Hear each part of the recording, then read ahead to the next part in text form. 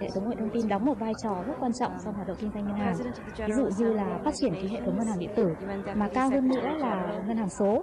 Và tới đây nữa thì tầm nhìn của BidV đến 2030 là một ngân hàng hàng đầu và ngân hàng thứ nhất Đông Nam Á về ứng dụng công nghệ thông tin. Và cùng với lại cái mục tiêu của BidV thì tại chi nhánh Phú Thọ, với cái hệ thống khách hàng hiện nay chúng tôi phấn đấu đến 2020 là trên 30% cái tổng lượng khách hàng sử dụng cái sản phẩm dịch vụ tiện ích của ngân hàng điện tử. We would then get on the subway together, and when we surfaced, he would ask me, which way is north? Mà cao hơn nữa là ngân hàng số. I wasn't very good at finding north in the beginning, but I auditioned a fair amount, and so my dad kept asking me, which way is north? Over time, I got better at finding it.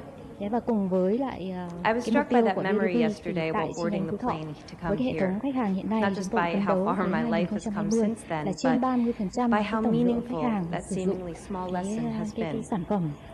When I was still a child, my father developed my sense of direction, and now, as an adult, I trust my ability to navigate space. My father helped give me the confidence to guide myself through the world.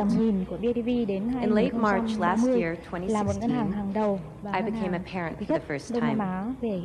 I remember the indescribable and, as I understand it, pretty universal experience of holding my week-old son and feeling my priorities change on a cellular level. I remember I experienced a shift in consciousness that gave me the ability to maintain my love of career and also cherish something else, someone else, so much, much more. Like so many parents, I wondered how I was going to balance my work with my new role as parent, and in that moment I remember that the statistic for the U.S.'s policy on maternity leave flashed in my mind. American women are currently entitled to 12 weeks unpaid leave. American men are entitled to nothing.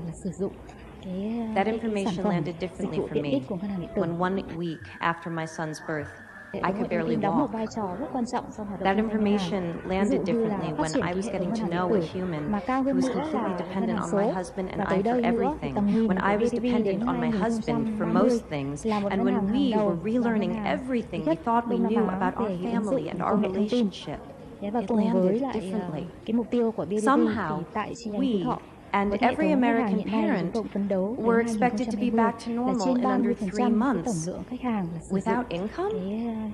I remember thinking to myself, if the practical reality of pregnancy is another mouth to feed in your home, and America is a country where most people are living paycheck to paycheck, how does 12 weeks unpaid leave economically work? The truth is, for too many people, it doesn't. 1 in 4 American women go back to work 2 weeks after giving birth because they can't afford to take off any more time than that. That's 25% of American women. Equally disturbing, women who can afford to take a full 12 weeks often don't, because it'll mean incurring a motherhood penalty, meaning they will be perceived as less dedicated to their job and will be passed over for promotions and other career advancement. In my own household, my mother had to choose between a career and raising 3 children, a choice that left her unpaid and underappreciated as a homemaker, because there just wasn't support for both paths. The memory of being in the city with my dad is a particularly meaningful one, since he was the sole breadwinner in our house, and my brothers and my time with him was always limited by how much he had to work. And we were an incredibly privileged family. Our hardships were the stuff of other families' dreams. The deeper into the issue of paid parental leave I go, the clearer I see the connection between persisting barriers to women's full equality and empowerment and the need to redefine and in some cases destigmatize men's roles as caregivers. In other words,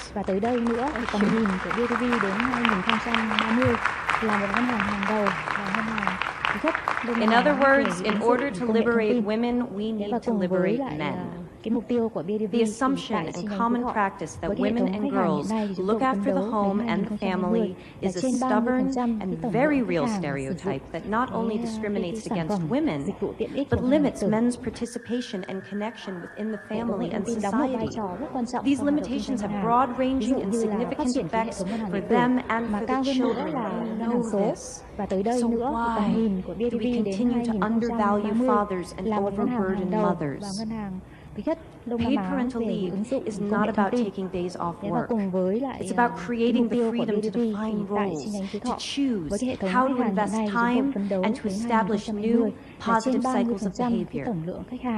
Companies that have offered paid parental leave for employees have reported improved employee retention, reduced absenteeism and training costs, and boosted productivity and morale. Far from not being able to afford to have paid parental leave, it seems we can't afford not to.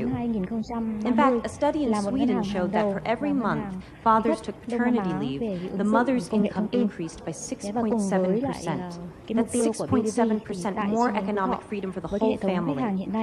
Data from the International Men and Gender Equality Survey shows that most fathers report that they would work less if it meant that they could spend more time with their children.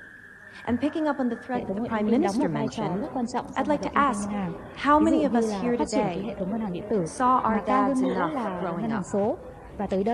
How many of you dads here see your kids enough now? We need to help each other if we are going to grow.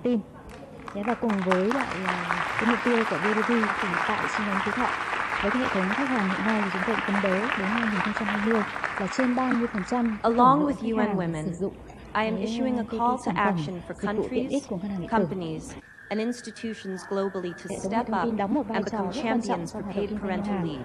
In 2013, provisions for paid parental leave were in only 66 countries out of 190 UN member states. I look forward to beginning with the UN itself, which has not yet achieved parity, and whose paid parental leave policies are currently up for review. Oh, you're going to see a lot of me. Let us lead by example in creating a world in which women and men are not economically punished for wanting to be parents. I don't mean to imply that you need to have children to care about and benefit from this issue. Whether or not you have or want kids, you will benefit by living in a more evolved world with policies not based on gender. We all benefit from living in a more compassionate time where our needs do not make us weak. They make us fully human. Paternity leave or any workplace policy based on gender can, at this moment in history, only ever be a gilded cage. Though it was created to make life easier for women, we now know it creates a perception of women as being inconvenient to the workplace. We now know it chains men to an emotionally limited path, and it cannot, by definition, serve the reality of a world in which there is more than one type of family. Because in the modern world, some families have two daddies. How exactly does maternity leave serve them? Và cùng với lại cái mục tiêu của BDV thì tại chi nhánh Phú Thọ với cái hệ thống khách hàng hiện nay thì chúng tôi phấn đấu đến on International Women's Day, I would like to thank all of those who went before in creating our current policies. Let us honor them and build upon what they started by shifting our language and therefore our consciousness away from gender and towards opportunity. Let us honor our own parents' sacrifice by creating a path for a more fair, farther-reaching truth to define all of our lives, especially the lives of our children. Because paid parental leave does more than give more time for parents to spend with their kids. It changes the story of what children observe and will from themselves imagine possible. I see cause for hope. In my own country, the United States, currently the only high-income country in the world without paid paternity, let alone parental leave, great work has begun in the states of New York, California, New Jersey, Rhode Island, and Washington, which are currently all implementing paid parental leave programs. Với cái hệ thống khách hàng hiện nay thì chúng tôi cũng phấn đấu đến First Lady 2020 Chirlane là McRae trên and Mayor Bill de 30% Blasio tổng have lượng khách granted hàng paid sử parental dụng leave to over cái sản 20,000 phẩm government dịch vụ employees tiện in ích New của York ngân hàng điện City. tử. We can do this.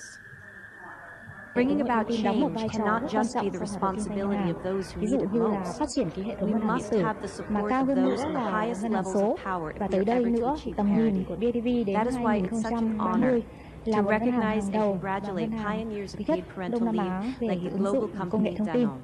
Thế và cùng Today, với I am lại proud to cái mục announce tiêu của Danone BIDV Global thì tại CEO chi nhánh Phú Thọ Emmanuel Faber với cái hệ thống as khách our hàng hiện nay inaugural thì chúng tôi phấn đấu đến he for she 2020 thematic là trên champion for 30% paid cái parental tổng leave. lượng khách hàng sử As dụng part of this cái announcement, sản phẩm Danone dịch will vụ tiện ích của implement ngân hàng a điện tử. global 18 weeks Hệ thống gender thông tin đóng một neutral vai trò rất paid quan trọng trong parental hoạt động leave kinh doanh ngân policy hàng. for the Ví dụ company's như là phát triển cái hệ thống 100,000 ngân hàng điện tử employees mà by cao the hơn year nữa là ngân 2020. hàng số.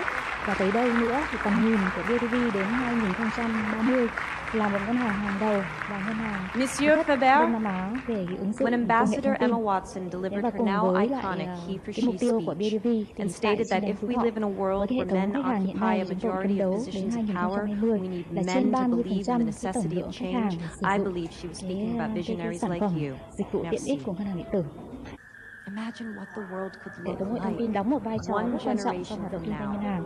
If Ví a dụ như policy là like phát triển cái Danone's hệ thống ngân becomes hàng the điện new tử standard, mà cao hơn nữa là if ngân hàng số. Và 100,000 tới đây people nữa thì tầm become nhìn 100 million, a billion, hệ thống thông tin đóng một vai trò rất quan trọng trong hoạt động kinh doanh every ngân hàng. generation Ví dụ như là phát must triển cái find hệ thống their ngân hàng điện north. tử mà cao hơn nữa When women là around ngân the hàng world số. demanded Và the tới right đây to nữa vote, thì tầm we nhìn took a của BIDV fundamental đến step towards equality. 2030 là một ngân North. hàng hàng đầu và ngân hàng When thứ nhất same-sex Đông Nam marriage Á về was ứng passed dụng in the công nghệ thông US, tin. we put an end to a Thế và cùng với discriminatory lại law. cái mục tiêu của North. BIDV thì tại chi nhánh Phú When Thọ millions of với cái hệ men thống and khách hàng hiện boys nay thì chúng and tôi prime phấn đấu đến ministers 2020 là and trên deputy 30% directors cái of tổng the lượng khách hàng sử dụng the president of the General Assembly. That's sản what phẩm happens when I go off dịch vụ script. tiện ích của ngân hàng điện tử. Hệ thống thông tin đóng một When vai men, trò like rất the quan men in trọng this trong hoạt động kinh room doanh and ngân hàng. around the world, the Ví dụ ones we như là cannot phát triển see, cái the hệ thống ones ngân who hàng điện tử support us in mà ways cao we hơn nữa cannot know là what we ngân hàng feel. số. Và tới đây nữa When thì they tầm answered nhìn Emma của BIDV Watson's đến call to be he for she, 2030 the là một world ngân hàng grew. hàng đầu và ngân hàng North. thứ nhất Đông Nam Á về cái ứng We dụng must công nghệ ask thông tin. ourselves, Thế và cùng how với will we lại be more cái mục tomorrow tiêu than của we are BIDV thì today? tại chi nhánh Phú Thọ The với whole cái hệ world thống khách hàng grows hiện when nay thì chúng tôi people phấn like đấu you đến and 2020 me là take a trên stand because 30% we cái tổng know lượng khách hàng sử that dụng beyond the idea of how cái men sản and phẩm women are dịch vụ tiện different, ích của ngân hàng điện tử. there is a deeper truth that love Hệ is thống love thông tin đóng một vai trò and rất quan trọng parents trong hoạt động kinh are doanh ngân hàng. parents. Ví dụ Thank như you. là phát triển cái hệ thống ngân hàng điện tử mà cao hơn nữa là ngân hàng số. Và tới đây nữa thì tầm nhìn của BIDV đến 2030 là một ngân hàng hàng đầu và ngân hàng thứ nhất Đông Nam Á về cái ứng dụng công nghệ thông tin. Thế và cùng với lại cái mục tiêu của BIDV thì tại chi nhánh Phú Thọ với cái hệ thống khách hàng hiện nay thì chúng tôi phấn đấu đến 2020 là trên 30% cái tổng lượng khách hàng Miss Anne sử dụng Hathaway.